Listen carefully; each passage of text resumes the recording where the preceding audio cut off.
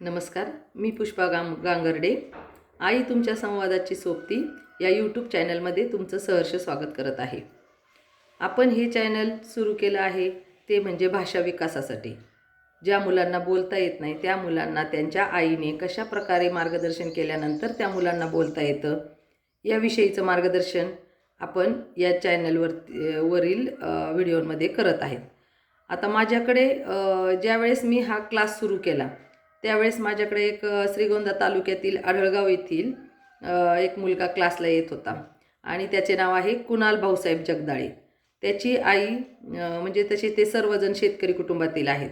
ते 15 दिवस 1 महिन्यातून एकदा क्लासला यायचे, परंतु मी ज्या पद्धतीने त्यांना सांगितलं त्या पद्धतीने त्यांनी त्यांच्या मुलाला छान प्रतीची भाषा त्यांची डेव्हलप करून त्यांनी घेतली.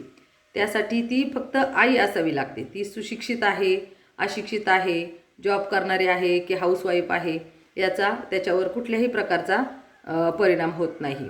खूप उशिरा म्हणजे जास्त वेळा क्लासला न येता पण जेवढ्या गोष्टी सांगितल्या त्या व्यवस्थित मुलाकडून करून घेतल्यामुळं आज हा कुणाल खूप चांगल्या प्रकारे स्पष्ट बोलत आहे.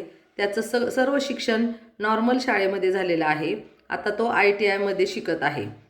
हा माझ्या क्लासला येणारा पहिला मुलगा आहे आणि त्यांनी त्याच्या आईने कुठल्याही प्रकारचा प्रोफेशनल कोर्सला गेलेली नाही. फक्त मी केलेल्या मार्गदर्शनानेच तिचा मुलगा खूप म्हणजेच कुणाल आता चांगल्या प्रकारचं संभाषण करतोय. त्याच्या जीवनातले म्हणजे जीवनामध्ये ज्या प्रकारचे सर्व संभाषण व्यवहार त्या वयातील मुलांनी ज्या काही कृती करायच्या असतात, म्हणजे भाषा जेवढी डेव्हलप पाहिजे तेवढ्या प्रकारची त्याची चांगल्या प्रतीची भाषा डेव्हलप आहे. आता तो कर्जत येथे ITI कॉलेजमध्ये शिकत आहे. तिथून तो त्या आढळगावला अपडाऊन करतोय आणि या व्हिडिओमध्येच लगेच तुम्हाला त्याची आई आणि कुणाल बोललेलं म्हणजे दाखवणार आहे.